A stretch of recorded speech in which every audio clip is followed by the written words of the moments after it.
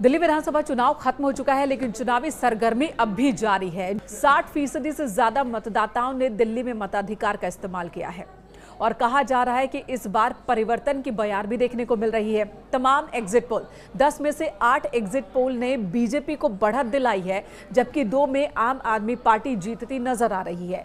ये भी वजह है कि तमाम राजनीतिक दलों और नेताओं के बीच आरोप प्रत्यारोप अब भी चल रहे हैं। और इसी बीच दिल्ली इलेक्शन को लेकर एक और बयान आया। ये बयान साजिद रशीदी का है, जिन्होंने कहा कि वो एक मुसलमान हैं, लेकिन उन्होंने बीजेपी को वोट किया है और अपनी जिंदगी में पहली बार बीजेपी के पक्ष में मतदान किया है।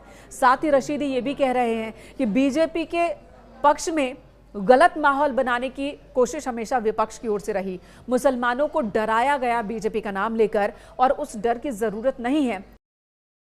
दोस्तों, मैंने वोट कर दिया है और मैंने ये वोट किसको किया है आपको सुनकर बड़ा आश्चर्य होगा। मैंने ये वोट भारतीय जनता पार्टी को किया है। जिंदगी में पहली बार मैंने भारतीय जनता पार्टी को वोट किया है। अब तक मुसलमानों पर एक एलिगेशन ये लगता रहा कि भारतीय जनता पार्टी को हराने के लिए मुसलमान वोट करता है, लेकिन ये मैंने वोट इसलिए किया आज बीजेपी को कि दिल्ली के अंदर बीजेपी जीते। नहीं तो इसमें क्या, कुछ मुस्लिम तो पहले भी वोट करते। भाई शाहनवाज क्या थे, मुसलमान ही थे, वो भी तो थे बीजेपी में। अपने क्या नाम है, अटल जी के समय नकवी साहब भी मंत्री थे, शाहनवाज। तो ऐसा नहीं है कि मुसलमान बिल्कुल ही नहीं है बीजेपी के पास, बट 1-2-3% का ये मतलब नहीं है कि पूरा समाज, ये पूरी एक कम्युनिटी जो है किसी के साथ रहे। थोड़ा बहुत सब में रहता है। भाई बहुत से ऐसे लोग हैं जिसकी मेजोरिटी कम्युनिटी किसी को वोट देती है, उसमें से लोग औरों को देते हैं। जैसे एक समय में माना जाता था कि मुलायम सिंह जी के समय उनकी कम्युनिटी के लोग सारे सपा को वोट देते थे। ऐसा नहीं था, उसमें बहुत से लोग कांग्रेस को भी देते थे। तो 1-2 तो होते ही हैं।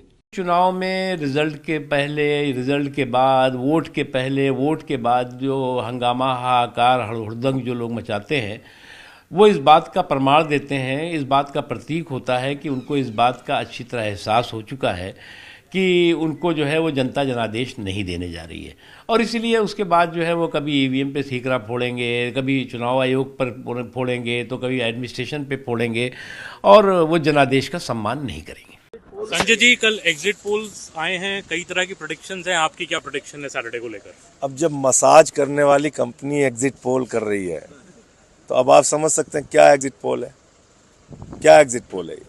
तो इसलिए मैं ये कह रहा हूँ कि उसमें कई तरह के आंकड़े आए हैं, और जिसमें कई एग्जिट पोल हैं जो 55 सीटें भी आम आदमी पार्टी को दिखा रहे हैं।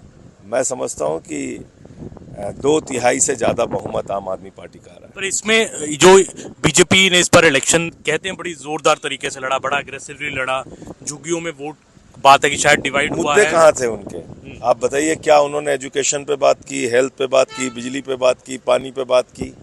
मुद्दे कहाँ थे? महिलाओं के सम्मान पे बात की, किस पे बात किया उन्होंने? किसी मुद्दे पे तो बात किया नहीं। पूरा चुनाव खाली नेगेटिव कैंपेन, आपदा है ये, गाली गलौज करो, उससे थोड़ी चुनाव। आप कह रहे 50+ सीटें आ रही हैं आपकी? आराम से।